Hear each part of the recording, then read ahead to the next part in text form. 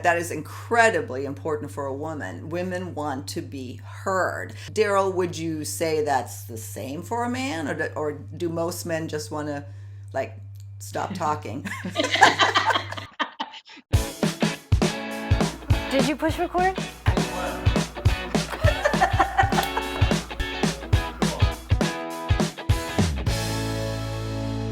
Thanks for tuning back into our second act with Paige and Silka. We are returning to our third segment now with Darrell Gurney and his wife and business partner in the back 40, Alexandra Levin. Thanks so much for coming back with us. Thanks for chatting with us. Thank you. Well, we've had really a lot of fun on our first two segments on the topic of relationships, and I keep saying starting over, and Darrell explains that we're not starting over, but we're starting. The whole Back 40 platform, we'll link to all that so you know what we're laughing about. What we want to focus on in this segment is now we're going down the relationship road, and at this time in our life brings a whole new set of challenges as well because of everything that we bring to the table. I don't want to call it baggage, let's call it life experience, but nonetheless, it influences how we interact with a new partner. Talk to me about that and how you counsel people and how you've gotten through it. I'll just speak from our experience. Alexandra and I had both done lots of self-work, so we found in the other person someone who's done a lot of their work. And, that just always, makes a difference, especially if you're wanting to attract an evolved person, do your work and then you'll, more likely attract that.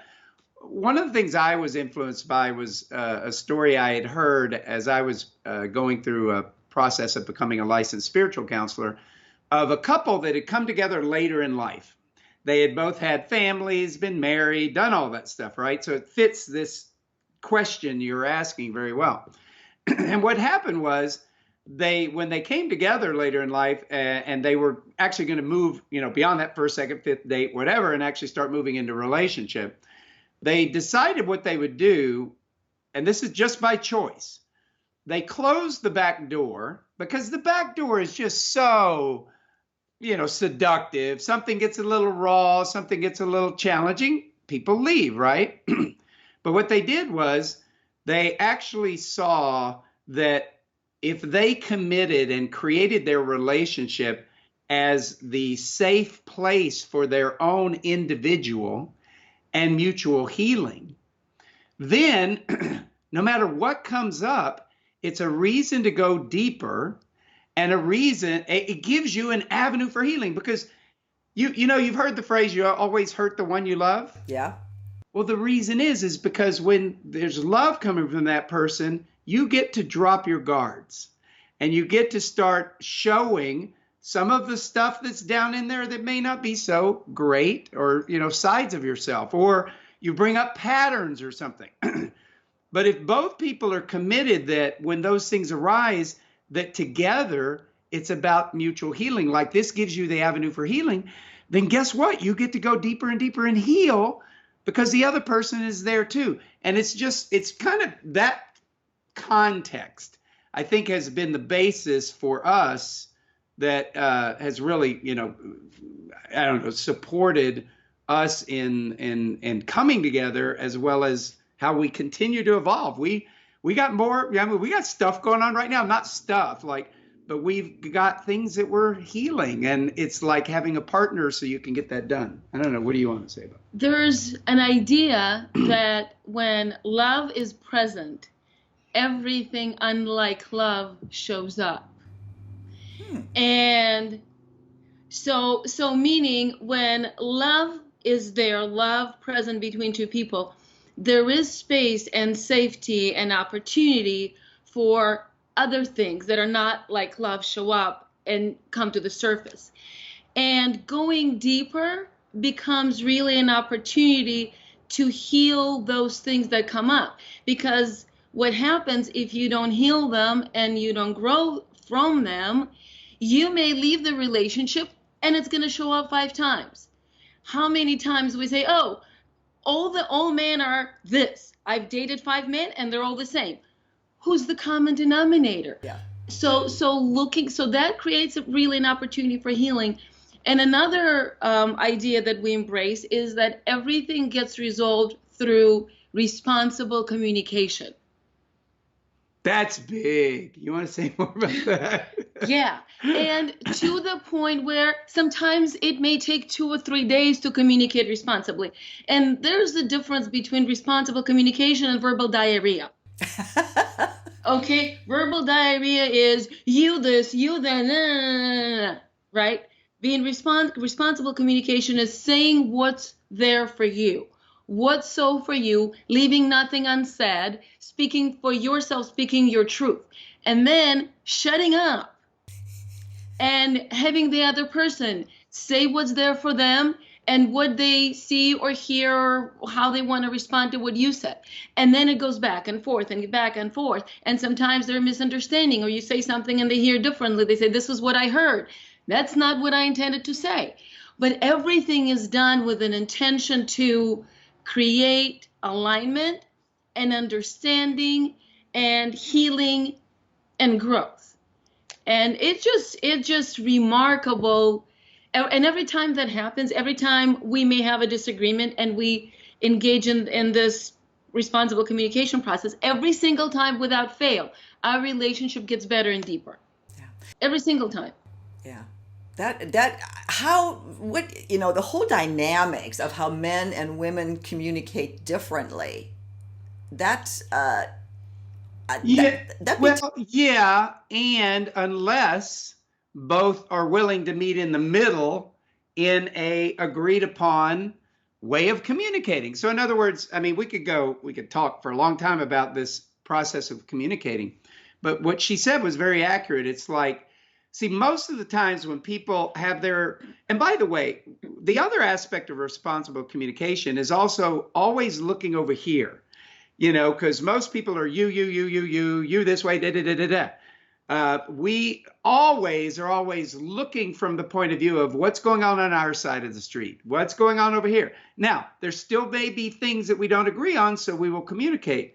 But the point is being able to listen to someone without thinking, okay, yeah, she said that, so I got to refute that. Okay, yeah, and that's wrong. And you're not present to what they are experiencing, what they're communicating in terms of their experience. Someone's feelings or the way things are occurring for them are never wrong. That's how they feel, and that's the way it's occurring. Good point. So if you can listen beyond the refute this and argue that, and just get their experience, and then they can listen to you and get your experience, eventually the experiences can find a way to, even if you don't agree, appreciate one another's experience.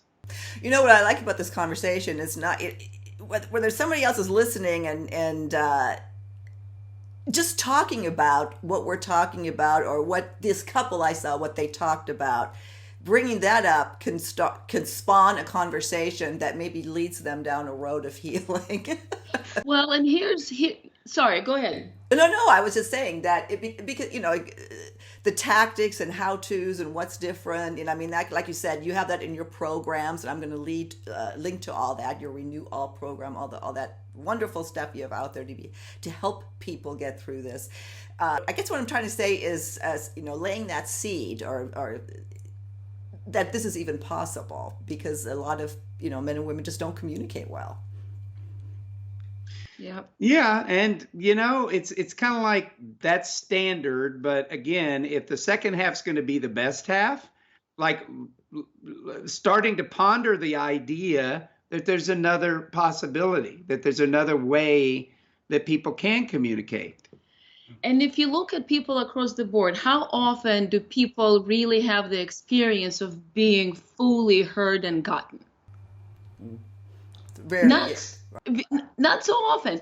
And if you can have the experience that you're seen, you're known, your partner hears you fully, gets you fully, knows who you are, the kind of bond and the kind of possibility that it creates and the kind of deepening of love that creates is really remarkable. Yeah. Well, and you know, I second that is incredibly important for a woman. Women want to be heard. And again, we're coming to the end of the segment. Also, Darrell, would you say that's the same for a man, or do most men just want to like stop talking?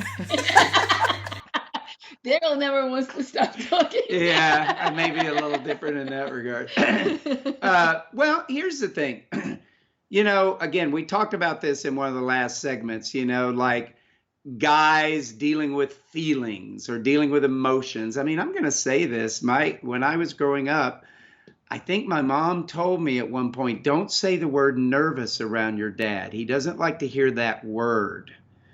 And it's kind of like, so there's still all these male motifs of like, you know, lack of ability to get vulnerable and stuff like that. But look, I mean, the men's movement through the 80s and the 90s and, you know, guys going out in the woods and beating drums and, you know, getting to express their real selves and stuff. I would just say that, look, everybody's going to find their right partner for their own evolvement. And that's how I think we attract the other person, is that they're for our right involvement. And, you know, if as a guy you're getting the kind of women that fit for you, great. And if not, look over here, do the work over here versus what's wrong over there. Well, I think we've put a lot on the table, food for thought for people to think about, especially as they're starting over. And like you've said several times in these segments, the one thing that we all have in common is we bring ourselves to the table, and there has to be, you know, you have to look in the mirror. So on that, I will end the segment. Thank you so much for joining me. We're going to have you all both back separately as well. I look forward to that. And we'll see you again soon on another segment of Our Second Act with Paige and Silka. Thanks, Silka. Thank you.